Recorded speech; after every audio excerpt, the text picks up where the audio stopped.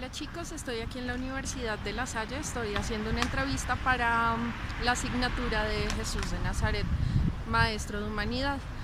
Entonces tenemos con nosotros a Juan David Galindo que nos va a contestar las 4 preguntas que escogimos. Hola Juan David. Hola chicos. Bueno, entonces la primera pregunta es ¿por qué, por qué llegaste a hacerte ateo? Ok, pues me parece que las religiones son simplemente un placebo, ¿no? Entonces, a medida de que sientes que necesitas de algo o de alguien para vivir, pues la religión funciona muy bien en ese sentido. Sin embargo, eh, creo que yo no necesito de una figura más allá de la comprensión del hombre para llevar una vida normal, una vida cotidiana como las demás. Igual, el hecho de que uno sea ateo no significa que no pueda hacer el bien, no significa que uno no sea una persona ética, no sea una persona con principios. Y creo que ese es el pequeño quiebre, que hay gente que necesita la idea de un ser supremo para vivir contenta y conforme consigo mismo. No juzgo a esas personas, pero sí siento que no hay gente que no necesita de esa figura suprema para llevar una vida normal. Vale, gracias. La segunda pregunta es, ¿qué sabes de Jesús? Ok, Jesús, bueno, sé que pues lo que nos cuentan siempre es el Hijo de Dios, vino a la tierra a liberarnos de nuestros pecados. Sin embargo, pues esa figura mítica de Jesús no me gusta más la figura política, el impacto social que tuvo. Entonces el man siempre fue ayudar a las prostitutas, a los enfermos, a los pobres, y me parece que eso generó cambios políticos y sociales importantísimos que lo llevaron a ser la figura que es. No solamente a lo largo de la historia él es ese personaje. Sabemos que hay muchísimos, el Dalai Lama, el Buda, eh, muchas figuras a lo largo de la historia han cumplido un papel similar al que tuvo Jesús. Esas figuras también son utilizadas por las religiones, y eso es lo que me caga de la religión. O sea, Jesús es un tipo buena onda, en su tiempo fue un rebelde, pues porque iba de hecho casi en contra de las ideas del César, y eso lo hacía un personaje muy vistoso en su tiempo y fue muy importante para el mundo. O sea, no hay que descartarlo, pero pues hasta ahí, ya la figura de que su papá es Dios, y eso ya como que me raya un poco, pues porque no hay una prueba científica de que Dios baje a la tierra a comerse una chica y luego quede embarazada y ese ser tenga superpoderes. No lo hago.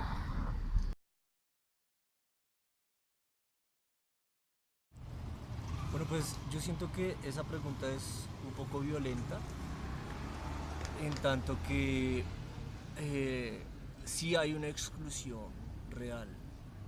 Y no es una cuestión ideológica, o sea, religiosa, en el sentido de que yo quiero alejarme de la persona religiosa. De hecho, uno intenta tener discusiones profundas con una persona religiosa, y lo que hacen ellos es como basarse en fundamentalismos, no pensar en las respuestas si llegan a contradicciones. Cuando uno les hace ver que están llegando a contradicciones, se cabrean y se abren. Entonces dicen que uno es el violento, y no, realmente yo siento que las personas ateas en general, o agnósticas en general, son unas personas éticamente eh, que, o sea, que éticamente dan un ejemplo a la sociedad de no violencia, de que podemos hacer las cosas sin tener una base religiosa, estar adorando un ser que no sabemos si existe o no.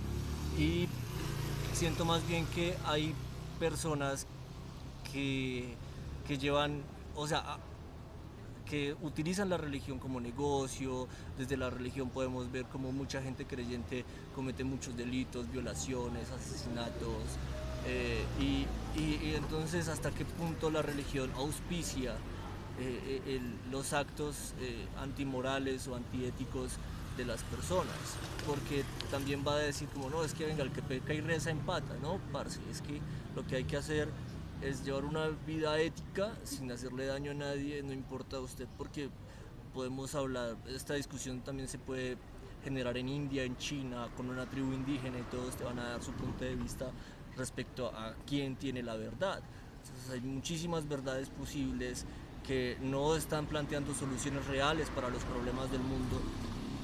Y yo creo que un poco lo que hace el ateísmo es decir, venga, apartémonos un poco del fundamentalismo religioso y trabajemos por el mundo. Si tú me preguntas a mí, yo trabajo con fundaciones, yo trabajo con población, yo ayudo al medio ambiente, ayudo a los animales y no tengo que tener una corriente religiosa. Entonces lo que juzgan no es cómo ayudar al mundo, sino desde qué punto me estoy parando para ayudar al mundo. Entonces ellos no van a decir, gracias Juan, tú ayudaste al mundo, no, sino, es que Juan es ateo y está ayudando al mundo. No, de todas maneras eso no sirve.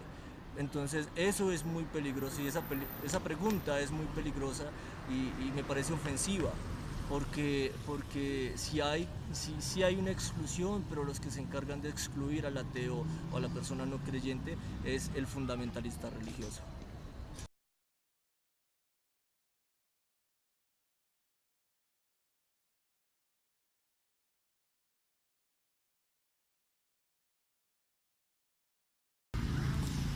Bueno, primero que todo, el ateísmo es una etiqueta más construida cultural y socialmente, establecidas y aprobadas precisamente a nivel histórico. Si se dice que se es ateo, uno se está autoimponiendo una etiqueta más.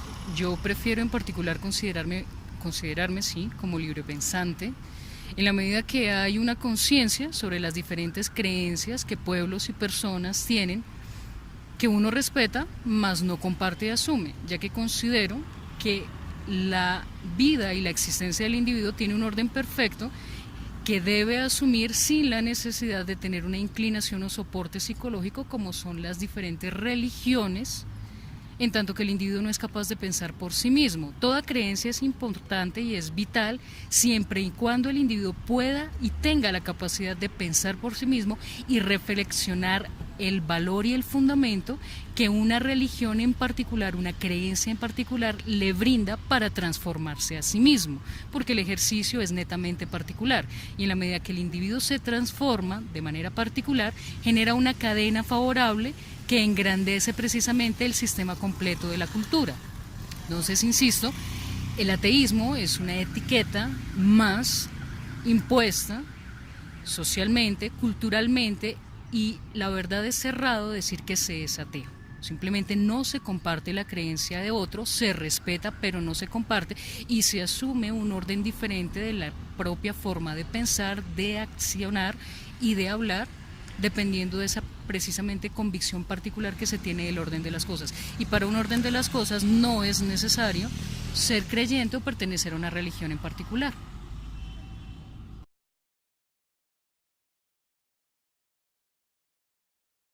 En particular para mí es irrelevante, pero si lo vamos a analizar en el marco histórico ha sido problemático, en tanto que la simbología o este ícono que representa a Jesús para la religión católica llevó a la masacre y el asesinato de miles de personas que tenían en esencia un conocimiento innato. Caso particular, la caza de brujas. Entonces era un crimen poseer un conocimiento que no había sido otorgado por Dios. Es absurdo, en tanto el individuo piensa, y si la deidad existe, pues fue otorgado por Dios. ¿Sí? Finalmente Descartes es uno de los grandes filósofos que a través de la razón deduce la existencia de Dios. ¿Sí? Pero pues no viene en este momento al caso desglosar la idea de Descartes, simplemente es para ponerlo como ejemplo. Ahora bien, insisto, si bien es cierto, como ya se mencionaba anteriormente, cuando aparece este personaje y viene a revolucionar su propia época, ese sentido revolucionario fue acallado precisamente por el asolapamiento de ciertas mentalidades dogmáticas que vinieron a reducir un proceso de revolución y de cambio simplemente a un contexto netamente cultural donde el patriarcalismo era el que se imponía sobre las masas. Y si uno va a entender, la religión católica ha estado muy amarrada a lo que es la política, generando precisamente estrategias y leyes de reducción y de domesticación hacia la población porque necesitan que sean funcionales. Entonces viene este ícono como el ideal al que debe dirigirse el individuo, pero no porque sea consciente de la transformación que debe desarrollar en sí, sino simplemente porque le dicen en la medida que no te comportas de una forma correspondiente, simplemente te vas al infierno. Es absurdo. Entonces a las personas se les enseña simplemente que deben comportarse de determinada manera porque si no son castigadas, no se les enseña el fundamento de la ley. Y la religión católica está repleta precisamente de leyes, entonces, y todas apelan siempre a ese dualismo de bien y mal. Pero ¿qué es el bien y el mal? Simplemente son estamentos, son conceptos generados desde la ética y desde la moral, implementando y acrecentando precisamente el abismo que genera el tabú. Insisto, al individuo hay que hacerle entender que la corrección y la propiedad de sus pasos van dirigidas a través del pensar, y en la medida que el hombre piensa sobre sí mismo, sobre su fundamento, sobre aquello que le rodea, que le permite transformarse así, puede propender a un equilibrio social, cultural, histórico, marcar precisamente ese punto de revolución que estaba buscando Jesús, pero que no fue entendido y que no es el único, insisto, como mencioné en respuestas anteriores, no ha sido el único personaje que viene a generar una revolución, pero siendo redundante, insisto, no fue el único personaje que vino a generar una transformación sobre su contexto social, cultural e histórico. Entonces, la verdad para mí es intrascendente, pero para mi vida, pero toma trascendencia en la medida que producto de un mal empleo de este símbolo, muchas personas inocentes han sido asesinadas y masacradas. Esa parte sí me parece problemática.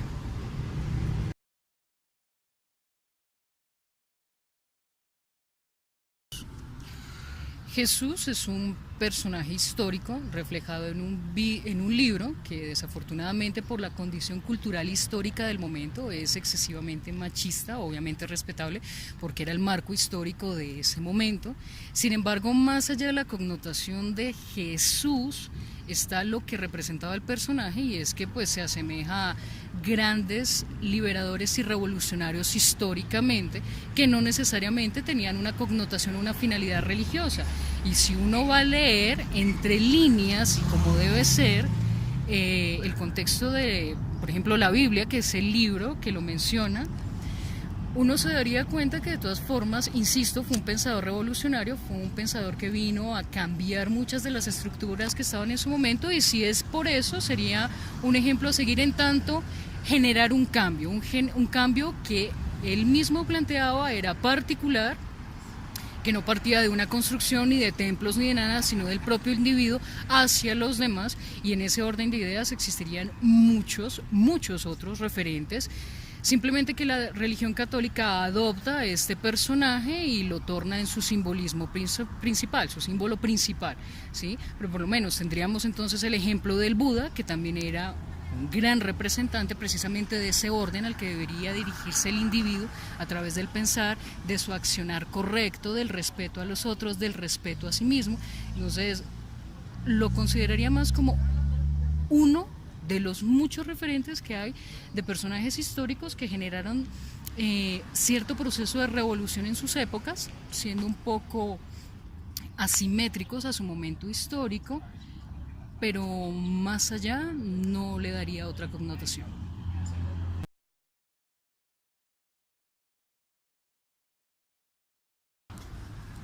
Bien, retomamos el hecho de que el ateísmo es una etiqueta más impuesta al individuo.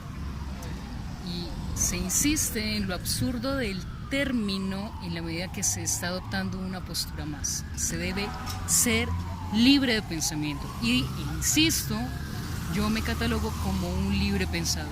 Y en la medida que un individuo busca ser libre pensante, no tiene por qué recluirse y abstraerse de su entorno.